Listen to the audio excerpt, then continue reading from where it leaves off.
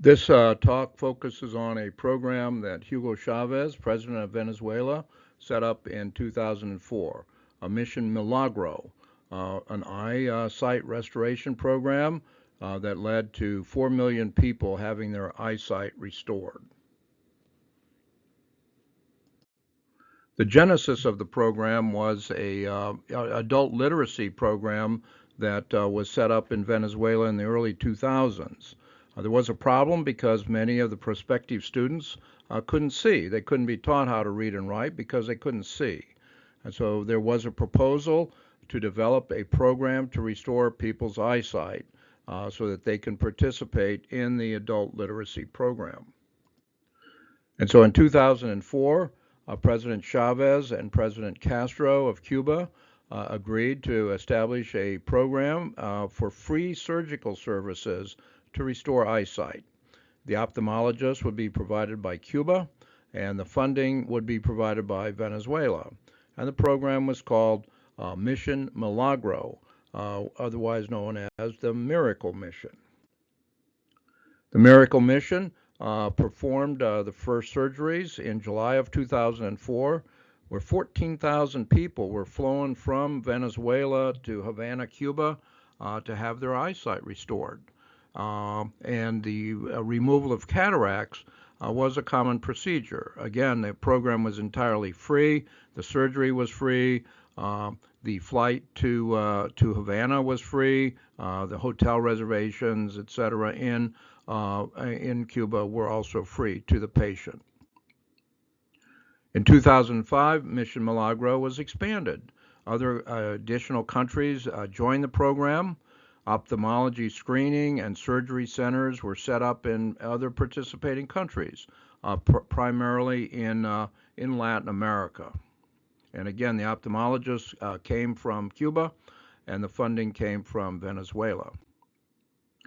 The Venezuelan funding over the period of 2001 to 2009 was $159 million for the Mission Milagro. And so it represented a major commitment by the Venezuelan government and by President Chavez. I'm going to shift gears for a moment and talk about WikiLeaks. As you know, in 2010, Julian Assange released thousands of previously secret cables from American embassies to the State Department. And you can see the byline, how WikiLeaks shook the world, because what these secret cables revealed was a lot of the true meaning of what was going on in the world, as opposed to the public diplomacy. There was often issues discussed in the secret cables that had never come to light before. And some of these cables dealt with the Mission Milagro program. And what they did was they identified the process that George Bush was going through to pressure the president of Mexico not to participate in the program. The Bush administration brought pressure to bear on the president of Mexico to put an end to cooperating with Cuba. That was a priority of the government, to isolate Cuba and not to cooperate with it.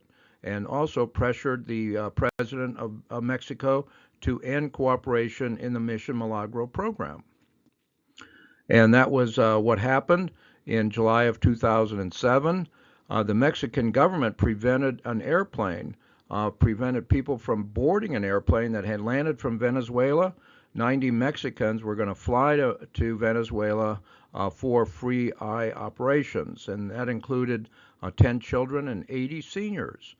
They were to have flown down to Venezuela and have their eyesight restored, but the Mexican government prevented that plane from taking off with those passengers.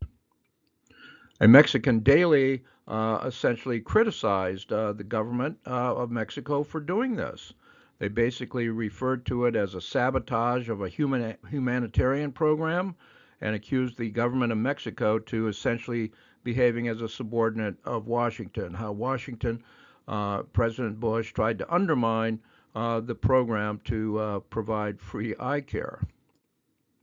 By 2017, Mission Milagro was running 69 ophthalmology clinics in 15 countries.